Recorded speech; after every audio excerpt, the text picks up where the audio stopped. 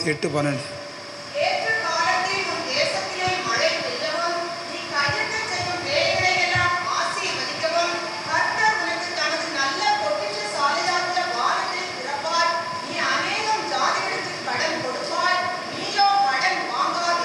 ஆமென்.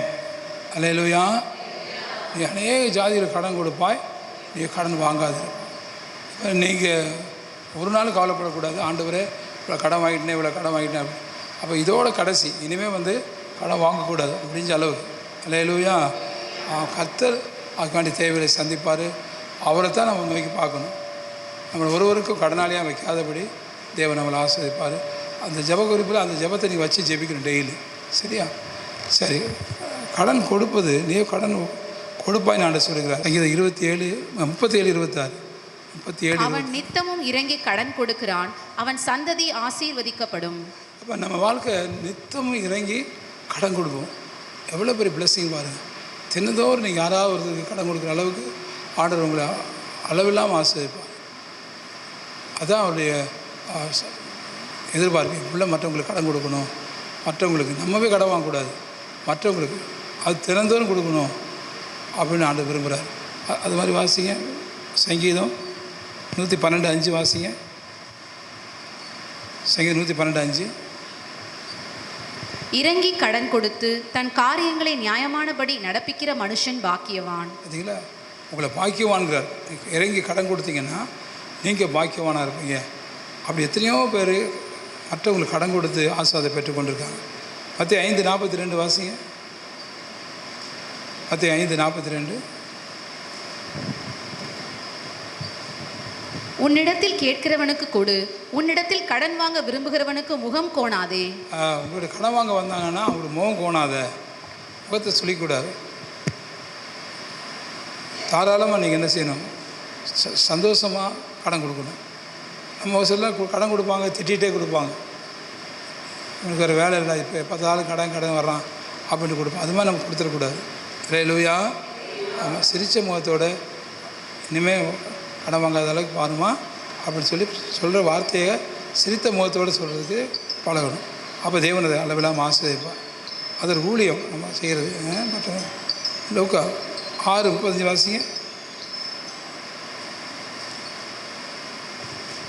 லூக்கா 6:35. உங்கள் சத்துருக்களை சிநேகியுங்கள், நன்மை செய்யுங்கள், கைமாறு கருதாமல் கடன் கொடுங்கள். கைமாறு கருதாமல் கடன் கொடுங்க. அல்லேலூயா. கைமாறு கருதக்கூடாது. நம்ம கடன் கொடுக்குறது அவங்க போய் ஏதாவது ஒரு ஃபேவர் கேட்கக்கூடாது. நம்ம ஆளுங்க என்னென்னா அப்படி நான் உதவி செய்யல, நீ செய் அப்படின்ட்டு போய் ஏதாவது ஒன்று பண்ணுவாங்க. அப்படி பண்ணுறது ரொம்ப ரொம்ப தப்பு. அல்லேலூயா. கைமாறு கருதாதபடி கடன் கொடுக்கணும். ரொம்ப கஷ்டம். உபாகம் 15:8 வாசிங்க. உபாகம் 15:8.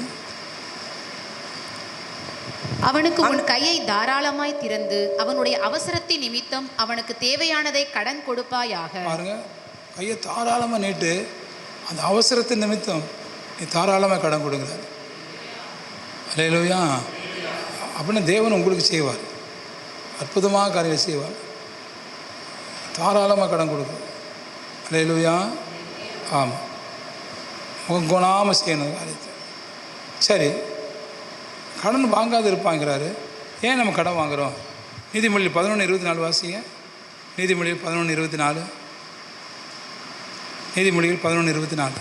வாரி இறைத்தும் விருத்தி அடைவாரும் உண்டு, அதிகமாய் பிசினித்தனம் பண்ணியும் வறுமை அடைவாரும் உண்டு. அப்போ பிசினித்தனம் பண்ணக்கூடாது. அதனால தான் நம்ம கடன் வாங்குகிறோம். நீதிமொழி 14:23 வாசிங்க. 14:23. சகல பிரயாசத்தினாலும் பிரயோஜனம் உண்டு, உதடுகளின் பேச்சோ வறுமையை மாத்திரம் தரும். ஆமாம், ஏன் நம்ம கடன் வாங்குகிறோம்? உதடுகளில் பேசுகிறது, நிறைய பேசி பேசி பேசி வறுமை உண்டாக்கும். அப்போ யார் ரொம்ப பேசுகிறாங்களோ அவங்க கண்டிப்பாக கடன் வாங்குவாங்க. நம்ம பேச்சை குறைக்கணும். பேச்சை குறைக்கிறவங்க அவங்க வீட்டில் செல்வம் பெருகும். அல்லேலூயா. ஆமாம், நிறைய பேர் பார்த்துருக்கேன் நான். இந்த வளன்னு பேசுகிறவங்க ரொம்ப வறுமை ஆவாங்க, ரொம்ப கடன் வாங்குவாங்க, ரொம்ப தரித்திரம் வந்துடும் வீட்டுக்கு. அதனால் பேச்சை நம்ம எவ்வளோ குறைக்கணுமோ அவ்வளோ குறைச்சிடணும். அப்போ தான் நமக்கு தேவன் ஆசீர்வாதத்தை கட்டளையிடுவார். இப்போ சுருக்கமாக பேசி பெருக்கமான வேலை செய்யணும். ஒரு வார்த்தை பேசுனோம்னா 9 வார்த்தை அளவுக்கு வேலை செய்யணும். அதுதாங்க ஆண்டு ஆசீர்வாதத்தை கட்டளையிடுவார். அதுதான் சாலமோனுக்கு அழகாடி இருக்கார், பேச்சை சுருக்க அப்படிங்கிறார். நீதிமொழி 21:17 வாசிங்க. சிற்றின்ப பிரியன் தரித்திரராவான், மதுபானத்தையும் எண்ணெயையும் விரும்புகிறவன் ஐஸ்வர்யவானன் ஆவதில்லை. வாசிங்க. சிற்றின்ப பிரியன் தரித்திரராவான். சிற்றின்ப பிரியன் தரித்திரனாவான். சவுண்டை குறை தம்பி. அப்போ நம்ம சிற்றின்பம் கூட பேரின்பம். அல்லேலூயா. ஆமாம். அப்படின்னா கேவலமான மைக்கு குறை, சவுண்டை குறையுமா. அப்போ ரொம்ப கீழ்த்தரமான ஆசை வரக்கூடாது. கீழ்த்தரமான ஆசை இருக்கவே கூடாது. மேலான ஆசை தான் நம்ம இருக்கணும். அப்படி இருந்தால் தான் நமக்கு கடன் வாங்காமல் இருப்போம். 2 மனைவி 3 மனைவி இப்படிலாம், அது சிற்றின்ப பிரியன். அதெல்லாம் பண்ணவே கூடாது. அல்லேலூயா. ஆமாம். நிறைய கேவலமான வாழ்க்கை வாழ்ந்தாங்க, அவங்கெல்லாம் கடனாளியாக மாறுவாங்க. நீதிமொழி 23:21 வாசிங்க. நீதிமொழி 23:21. குடியனும் போஜன பிரியனும் தரித்திரராவார்கள். குடியனும் தூக்கம் கந்தைகளை உடுத்துவிக்கும். இப்போ போஜன பிரியம் தரித்திரனாகும். நிறைய நம்ம சாப்பிட்றத குறைக்கணும். ஏன் நமக்கு கடன் வாங்குகிறோம் அப்படின்னா, நிறைய சாப்பிட்றது, அந்த சாப்பாடு இந்த சாப்பாடு. போஜன பிரியம் தொண்டையில் கத்தி வைக்க சொல்கிற ஆண்டவர். இப்போ நம்ம வாழ்க்கையில் அதெல்லாம் நம்ம கட் பண்ணணும். என்றைக்கு நமக்கு கஷ்டம் வந்து குடும்பம் வந்துருச்சோ, எவ்வளோ அதாவது நிறைய பேச்சை குறைச்சி, சாப்பாட்டை குறைச்சி, வேலையை அதிகமாக்கி, ஜெபத்தை அதிகமாக்கினா நிச்சயமாக தேவனுக்கு கடன் இல்லாத வாழ்க்கை வாழ வைப்பார். அப்புறம் வரவுக்கு மிஞ்சின செலவு. அளவறிந்து வாழாத வாழ்க்கை உழவோடு இல்லாத தோன்றா கிடும். அளவறிஞ்சு வாழணும். 10 ரூபா நம்ம சம்பாதிக்கணும்னா 8 ரூபா தான் செலவு செய்யணும், மீது 2 ரூபா மிச்சம் பண்ணிடணும். அல்லேலூயா சொல்லுங்க எல்லாரும். அல்லேலூயா. ஆமாம். வரவு என்னன்னு தெரியாமே செலவு செய்வான் நம்மளால். நிறைய பேர் வாழ்க்கை அப்படி தான் வீணாக போகுது. அளவுக்கு மிஞ்சின செலவு, வரவுக்கு மிஞ்சின செலவு, அதெல்லாத்தையும் நீங்கள் கரெக்ட் பண்ணி சரிப்படுத்துங்க. திட்டமிட்டு செலவு செய்வது எப்படி, அது நம்ம பார்க்கணும். அவ்வளோ போட்டி போட்டு செலவு செய்யக்கூடாது. அண்ணன் வீடு கட்டினானா தம்பி வீடு கட்டுறது, அவர் வண்டி வாங்கிட்டானா இவன் வண்டி வாங்குறது, போட்டி போட்டு செலவு செய்கிறது. அல்லேலூயா. ஆமாம். நீங்கள் போட்டி போட்டு சேலை வாங்குறது, சட்டை வாங்குறது, போட்டி போட்டு துணி வாங்குறது, வண்டி வாங்குறது, வாகனம் வாங்குறது, இதெல்லாம் போட்டி போடவே கூடாது. அவங்க செலவு இருக்குது, செலவு செய்கிறாங்க. நம்மளோட காசு இல்லை, நம்ம செலவு செய்யக்கூடாது. நமக்கு எப்போ வருதோ அப்போ நம்ம செஞ்சுக்கிடலாம். அல்லேலூயா. ஆமாம். அதுவரை எங்கேயும் ஓடி போகாது. ஆனால் நீங்கள் அதுக்கு பதிலாக நிறைய போட்டி போட்டு செலவு செஞ்சு வீணாக கடனாகி நீங்கள் நிறைய பேருக்கு வேதனைப்படுறீங்க. அது அப்பா அம்மாலாம் சொல்லியிருக்காங்க, பசங்க இந்த மாதிரி அண்ணன் வாங்கிட்டான் தம்பி வாங்கிட்டான்னு சொல்லிட்டு போட்டி போட்டு சேர்ந்த பொருள் வாங்கிட்டாங்க. நீங்கள் அது மாதிரி வாங்கக்கூடாது, போட்டி போடவே கூடாது. அதே மாதிரி ஆடம்பர செலவு செய்யக்கூடாது. அல்லேலூயா. ஆமாம். ஆடம்பர செலவு ரொம்ப ஆபத்து. அதை நம்ம யோசிக்கிறதே இல்லை. எந்த காரியத்திலையும் எளிமையை தான் ஆண்டு விரும்புகிறார்களே, ஆடம்பரத்தை விரும்புகிறதே இல்லை. ஆனால் நீங்கள் ஆடம்பர செலவை நிப்பாட்டணும். ஒரு கல்யாணத்தில் ஆடம்பரம் பண்ணக்கூடாது, ஒரு எதுலேயுமே ஆடம்பரம் பண்ணக்கூடாது. போக்கில் வரத்தில் ஒரு ட்ரெஸ் வாங்குறதுல கூட ஆடம்பரம் பண்ணக்கூடாது. எளிமையாக ட்ரெஸ் கொடுத்துங்க, அதில் நமக்கு ஆசீர்வாதம் கொடுப்பார். நம்ம கடனை இல்லாமல் வாழலாம். அதே மாதிரி எளிய தவணை முறை அப்படின்னு சொல்லிட்டு வந்து நிற்பானுங்க. எளிய தவணை முறை, ஈஸி இன்ஸ்டால்மெண்ட்டு அப்படின்ட்டு வரும்போது தயவுசெய்து அதில் நம்ம தலை போடவே கூடாது. அல்லேலூயா. ஆமாம். அப்படியே வாழைப்பழத்தில் ஊசி ஊற்றுற மாதிரி நம்மளை வந்து மாட்ட வச்சுருவான் அந்த ஈஸி தவணை முறை. உண்மை தானே? அப்படியே ஏமாற்றி அப்படியே பழநழுவி பாலில் விழுற மாதிரி ஈஸி தவணை இதெல்லாம் கஷ்டமே இல்லைங்க அப்படிங்க இப்படிங்கன்னு அதில் கடன் உண்டாக்கிடுவான். அது கவனமாக இருக்கணும் பாருங்கள். அப்படியே வரட்டு கௌரவம் ஈகோ, வரட்டு கௌரவமாக வாழக்கூடாது. கௌரவத்துக்கு நம்ம வாழவே கூடாது. வரட்டு கௌரவம்னா என்ன சொல்லுங்கள்? வரட்டு கௌரவம்னா என்ன?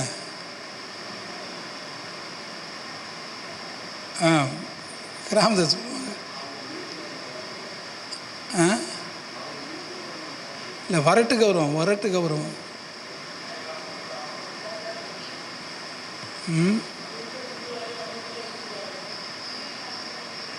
அவன் குடிக்கிறது கூழ்.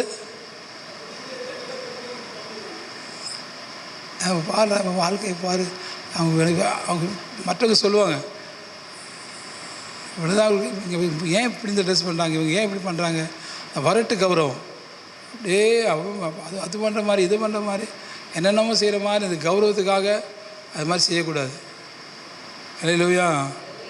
மற்றவங்க மதிக்கணும், மற்றவங்க நம்மளை உயர்வாக நினைக்கணும், அதெல்லாம் கௌரவம். அது மாதிரி செய்யவே கூடாது. அண்ணன் நமக்கு அண்ணன் சாமிஜோரெல்லாம் பார்த்திங்கன்னா மேலே உட்கார அண்ணன் கூட அங்கே மீட்டிங்கில் மேலே உட்காந்தா கூட அவர் கீழே உட்காரு, அதாவது மேலே அவர் ரொம்ப கவனமாக இருப்பார். எப்படி உட்காரோம், எப்படி செய்கிறோம், எப்படி பழகிறோம் அப்படிங்கிறத கொடுத்து அந்த கௌரவத்துக்கு இடமே கொடுக்க மாட்டார். அல்லேலூயா. ஆமாம். நீங்கள் மூத்த ஊழியக்காரங்களாம் பழகி பார்த்தீங்கன்னா, அவங்களை கவனித்து பார்த்தீங்கன்னா, இந்த வரட்டு கௌரவத்துக்கு இடமே கொடுக்க மாட்டாங்க.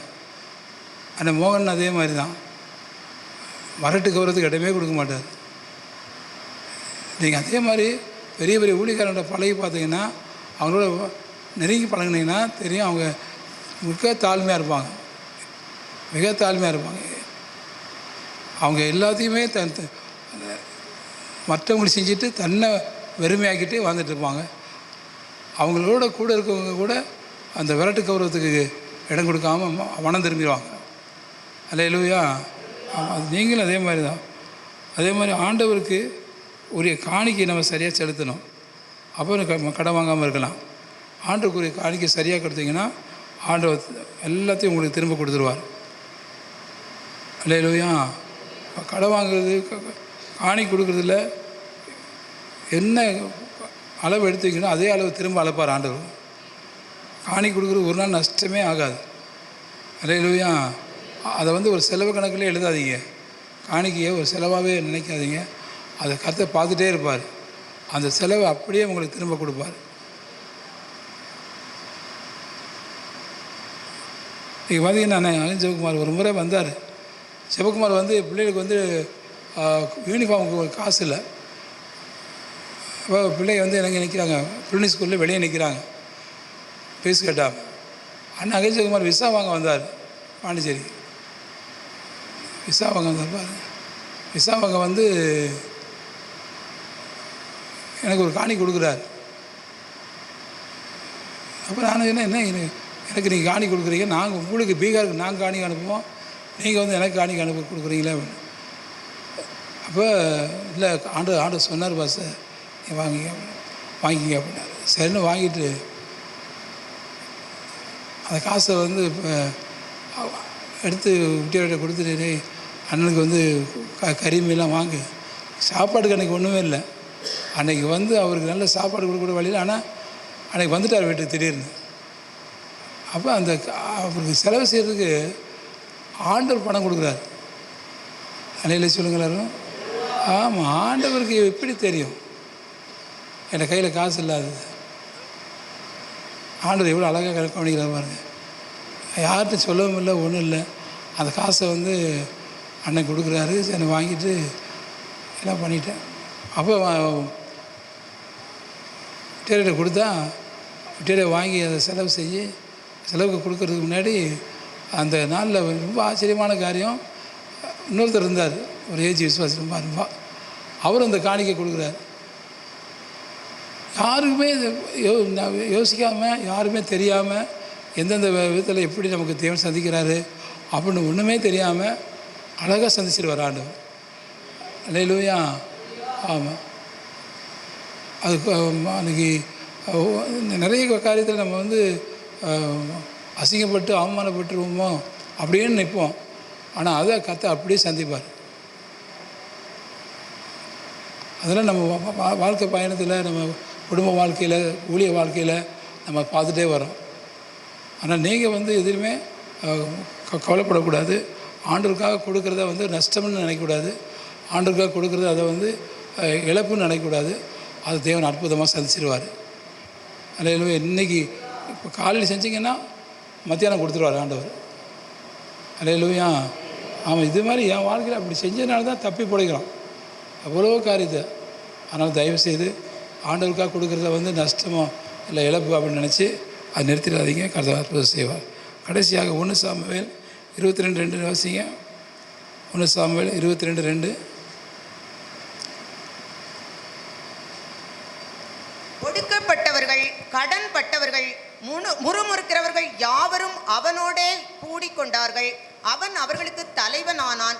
இந்த பிரகாரமாக ஏறக்குறைய 400 பேர் அவனோடு இருந்தார்கள். தாவீதோடு அவங்க இருந்தாங்க. கடன்பட்டவர்கள்லாம் யாரோட அண்டி கொண்டாங்க? தாவீதோடு. அது நமக்கு தாவீது ஆண்டவர் தான். அல்லேலூயா. ஆமாம், தாவீதோடு அண்டிக்கொண்டு நமக்கு ஆண்டவரோடு அண்டி கொண்டணும். கடன்பட்டவங்கெல்லாம் 400 பேர் தாவீதோடு அண்டி கொண்டாங்க. தாவீது அவங்க தலைவனாக இருந்தான். இப்போ நம்ம ஏசாமி கடன்காரனுக்கு தலைவனாக இருப்பார். கடன்பட்டவங்க ஆண்டவர் நீ கடன்காரன், நீ பக்கத்தில் வராத ஏச சொல்லவே மாட்டார். அல்லேலூயா. நீ கடன்காரி, ஆனால் என்கிட்ட வரவே வராத அது சொல்லவே மாட்டேன். நமக்கு தலைவனாக இருக்க, நமக்கு ஆண்டவராக இருக்க ஆண்டவர் வைக்கப்படவே மாட்டார். அல்லேலூயா. நான் உங்கள் கடன் நான் அடைப்பேன், உங்கள் குறைவை உன் கடன் எல்லாம் என் கணக்கில் எழுது அப்படின்ட்டு வர ஆண்டவர். ஆனால் எப்படி எழுதின மாதிரி நம்ம கடனெல்லாம் அவர் கணக்கு எழுதுவார். நிச்சயமாக ஒரு கடன் இல்லாத வாழ்க்கை வாழ ஆண்டவர்களுக்கு உதவி செய்வார். விசுவாசிக்கிறீங்களா? சரி, எல்லாம் அப்படி முட்டி போடுங்க. நம்ம